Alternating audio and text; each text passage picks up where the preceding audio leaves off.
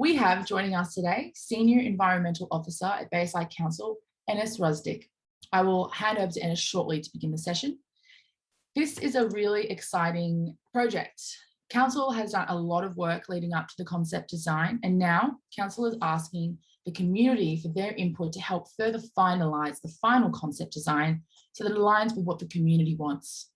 Environmental Officer Enes will provide a summary of the New South Wales Government 5 million tree initiative, Stage 1, greening Bayside, and where we are now, Stage 2, cooling Bayside. We will then discuss the engagement side of the project, how community input will impact the outcome, and how to give your feedback on our Have Your Say platform. Thank you, Enes. Oh, Enes, you're just on mute.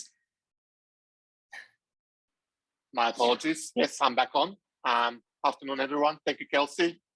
So the New South Wales Department of Planning and Environment has a goal to increase urban tree canopy across Greater Sydney region to 40% by 2030. And a range of initiatives are being used to achieve this goal, including a target of planting 5 million trees, which is what we're actually discussing here, particularly around the Stage 1 and Stage 2 of the planting projects that Council has invested. Other initiatives also include the urban tree canopy strategy the Council will be start engaging from next year onwards. Next slide, please.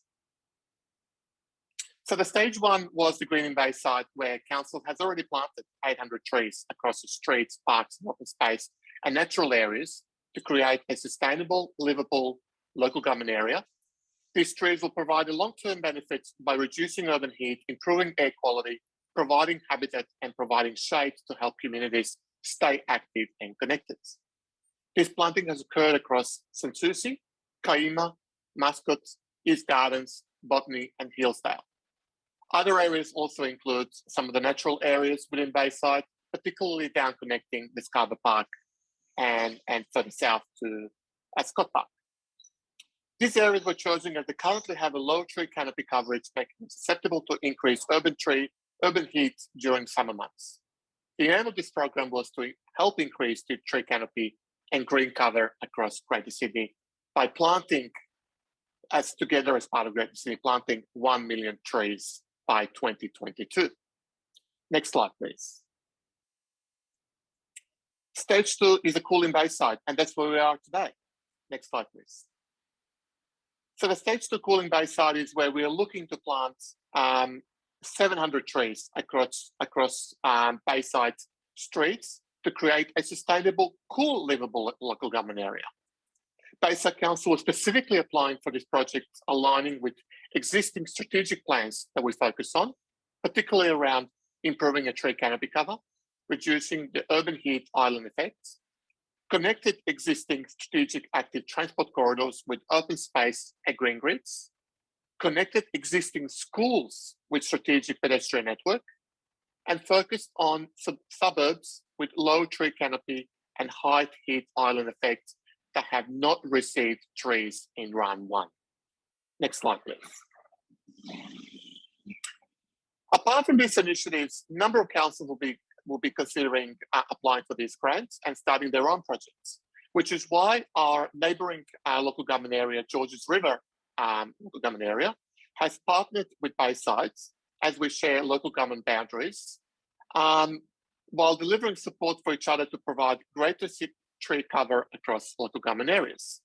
Both councils will be seeking to collaborate with each other around planting activities within Cogra, Carlton, and Kingsgrove in order to support each other's activities through enhancing green grid connectivity, as well as improving collective tree canopy cover and community outcomes.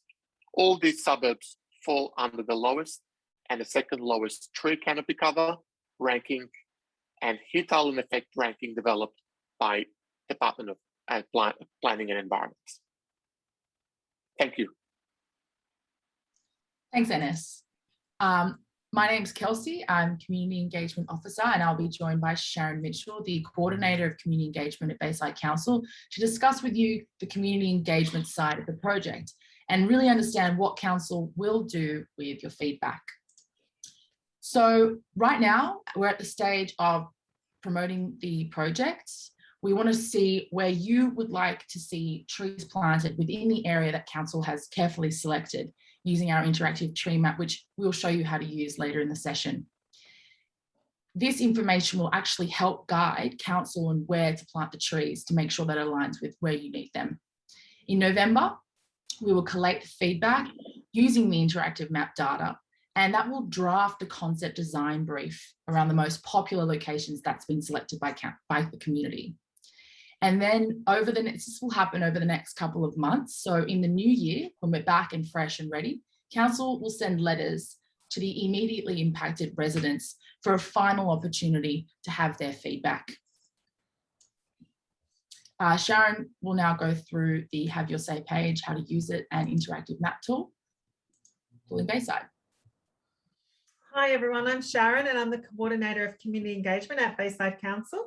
And yeah, this is another great project that we've had the privilege of working on with Ennis, and we worked with him previously on Greening Bayside, which is another fantastic project. And Calling Bayside, it's stage 2, and we've tried to lay it out very simply, as we always try to do on our pages, so people can understand the project. And so we just run through it there. Obviously, we all know it's cool to live in Bayside, and we like to think this is going to make it even cooler. So we are planting the trees, so it's just outlined there at the top of the page. And then where we have the sort of underlined words means you can click through to something else. So there it talks about the 5 million tree initiative, or actually we've gone to Greening Bayside, but that'll take, each link takes you to some further information if you'd like to read about that. So that takes you to the bigger picture project when you click on that link. And the other link is going, back to page one, yeah. So so that's how we outline the pages. And what's happening now is we try to explain, Kelsey's just run through that process, and that's kind of a little bit more detailed there in the life cycle. So at the moment, we're at this very, very first stage of stage 1 of this part of the project, of stage 2 of the bigger project. And we've provided an interactive map. Thought that was the best way to get people to tell us where they would like the trees or where they wouldn't like the trees, in fact, because some people have feelings about that and they don't want the trees, and that's fine too. And Ennis will work with those people, and we will, as Kelsey outlined earlier, we'll go through a series of opportunities for people to let us know these things as it progresses. So if you click on any of the links here, it'll take you down to the interactive tree map. And this is it here. And this is a great tool that we use quite a lot. And what we've done with this is it actually will pinpoint the address for us as well. So when you're adding a pin, we'll actually see the address of the place that you're dropping the pin on as well. Usually we don't do that. You know, we just sort of have it as a broader thing if it's in a park or something. But with this, we want to know specifically the people who do and do not want a tree, and this will give us their address. So if we could just go back for that map again, I think, yeah. So what we do is we work with our mapping team, and they give us different layers that we can layer over our map. And these are the areas that are in purple that are the overlay map, which demonstrate which areas Ennis would like to hear from people, and which ones that have been determined to have low tree canopy. So you can see there some people have already added pins, which is great. I think there it says 2 pins have been added on that spot there. And if you zoom into that, we might be able to see what people have said. Okay, so yes, someone's added, most of the trees along this block have been decimated by electricity company, and then plant trees here. So this is the kind of information that we are absolutely looking for from people who live in the area. Those kind of comments are gold for us, because Ennis's team will definitely work with the community on that. So yeah, what's that one say? Hambley Street, Queen Street, Albert Street really don't have any trees or is very sparse. So there it's given us the exact address. where people would like or not like these trees. So I think there's two options of pins, isn't there, Kelsey? There's a one.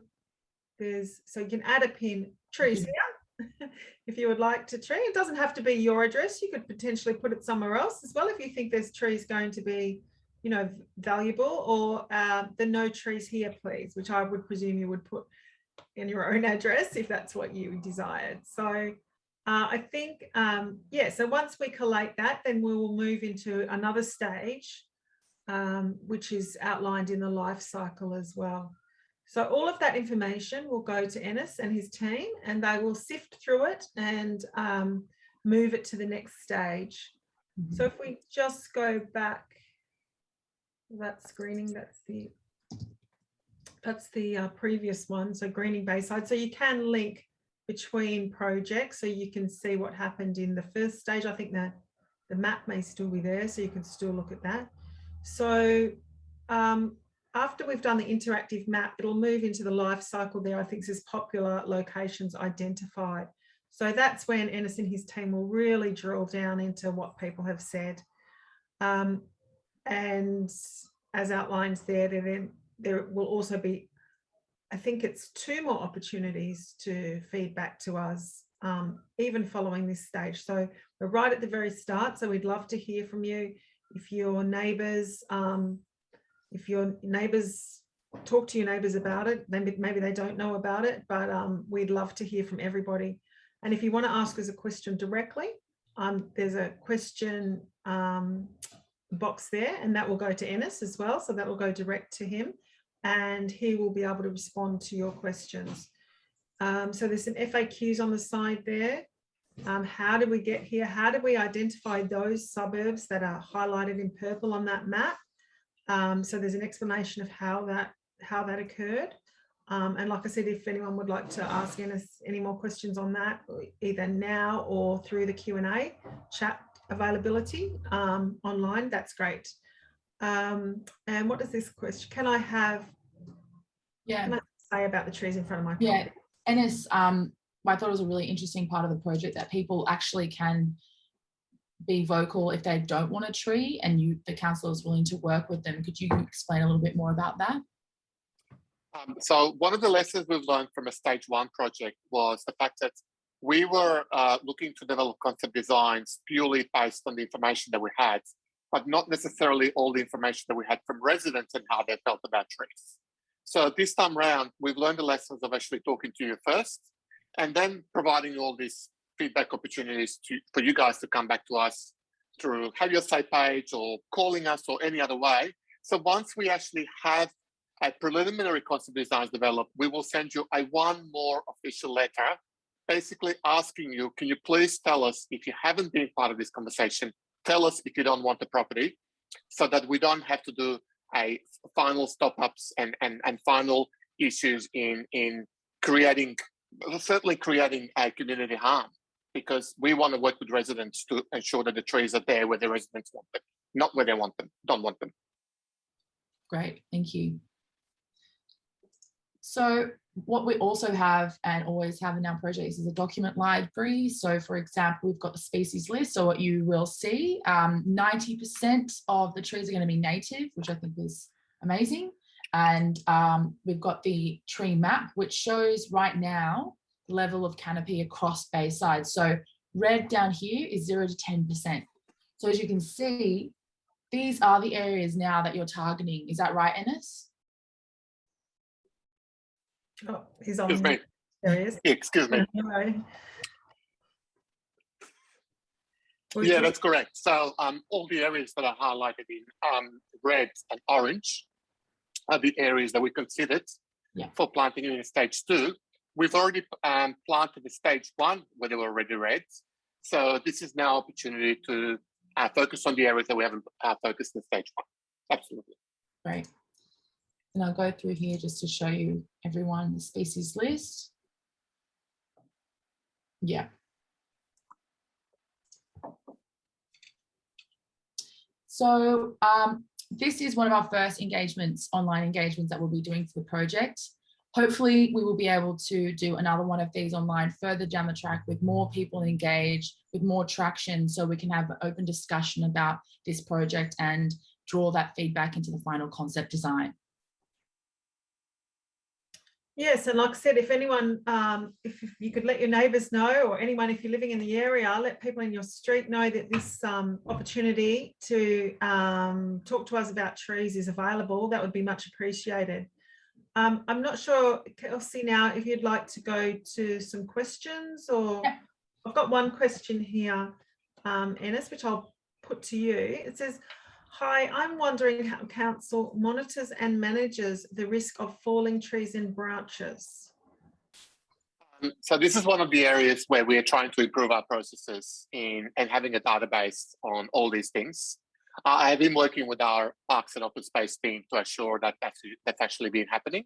We have regular one-on-one, we have regular group chats across the council and understanding what kind of issues people experience and how can we assure that any falling branches are actually being dealt directly and efficiently. Great, thanks, Ennis. I've got a question here, which is sort of more about trees on private property rather than on council property, but I'll ask you, what about the trees on private property and the loss that's happened over the last 20 to 30 years for granny flats? I'm presuming they mean that people have cleared trees from their own properties to build their granny flats. What do you have any comments on that, Ennis, or is that something? Absolutely. Yes, Yeah. yes, definitely. Look, I absolutely love the question you just asked, because this has been prevalent across Sydney Basin that I've come across in many different areas. Bayside is particularly famous for focusing on those things as well. And unfortunately, this is an area that council has work cut out in replacing that canopy that's been cut through. And that's why we are now working with the Department of Planning across all our urban tree departments in ensuring that there is actually increase of that canopy. The Sydney 5 Million Tree projects and initiatives would have come to those realizations as a result of these things happening for the last 20, 30 years. And this has been a problem, and I acknowledge that. Thanks, Ennis. Are there any more questions, Sharon? Not yet. If anyone has a question, please push it through to us. Ennis, I had a question for you that I just sort of look. What do you mean when you talk about heat islands and heat island effect? What does that mean?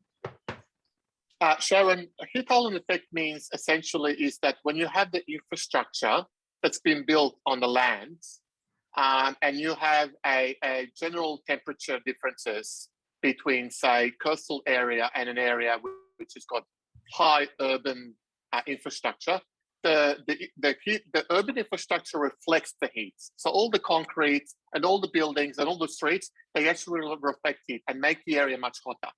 So heat island effect is essentially reflection of that heat that comes through. The people actually feel it more than if they say on a bushland or in some park. Mm-hmm. Right. Okay, that's great. Thank you for that. Thank you. So with regard to, I think Kelsey showed us that there's a list of the species there. So how did we get to that list, and how do we select our trees? What's important when you're selecting a tree to go in this type of area? So I presume they're all going to be on people's verges and stuff. So how do we make those selections?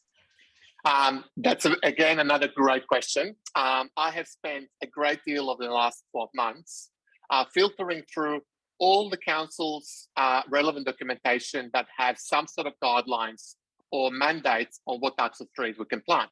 In particular, I'm talking about the tree master plans that former Rockdale and former botany councils have developed. We also have the natural restoration area guidelines where some of those trees have been used and utilised, and a couple of other documents when the councils have done their studies. So we basically filtered all those trees through, and then we've consulted our Parks and Open Space team to ensure that what is their experience that they found with these trees and how they work in parks and open space and how they work in streetscapes. For example, a particular tree may be suitable for streetscape, but might not be so suitable for parks and open space, and vice versa.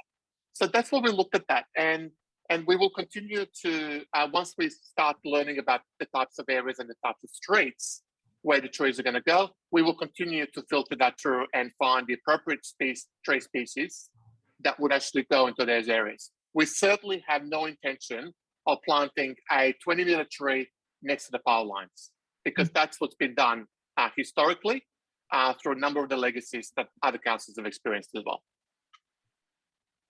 And how long does it take? What sort of stage are the trees at when you put them in? Are they sort of very small sort of seedlings, or are they kind of a little bit more mature trees?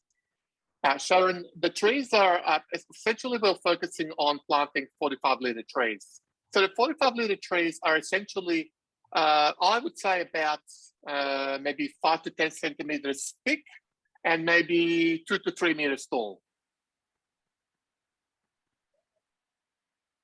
So that's quite a good size tree. So absolutely. Do they have? I've noticed in where I live, sometimes they put those little fence things around them. Is that because people, just to protect them, or is that because people sometimes damage them? Or no, the fences are usually put in as a result of keeping the stability of the tree, particularly if you have the strong winds, or if you have major flooding where the tree might be uprooted because of the shallow soils, etc. But I have had the discussions with Parks and Open Spaces just recently, and they've come up with some new innovative ideas on how they can actually put one stance that can hold the tree together, not just having the sticks around it. But that's still work in progress. Excellent. Well, thank you very much, Ennis. And Ennis's contact details are on the Have Your Say page, and that's his direct email address. And or you can give him a call if you'd like to as well, if you want to know anything else about this project, or you can contact us in engagement if the issue is just purely around engagement and you want to find out if your thing has gone through or anything like that. You can feel free to give us a call as well. So unless anyone online has got any more questions, I think we will finish up. And thank you so much, Ennis, for joining us today. It's always great to have experts on the Lunch and Learn. And I'll hand over to Kelsey, because I think she might have an idea about what's coming up in the future for Tuesday Talking Bayside. So thank you very much, Ennis. Thanks, Thank you very much. And thanks again, Ennis. And thanks for everyone that joined us today. As Sharon said, please do keep an eye out online for more upcoming Talking Bayside Tuesday, where we're going to dedicate that day to engagement projects. So we can invite everyone who wants to have their say. We can show you how to use the page and just give more detailed face-to-face virtual information about that. And the links are in the chat. So thank you to everyone. Have a really great afternoon. And we'll see you next week. And tomorrow we have a Zumba class at 1 p.m. Thanks, everyone. Goodbye.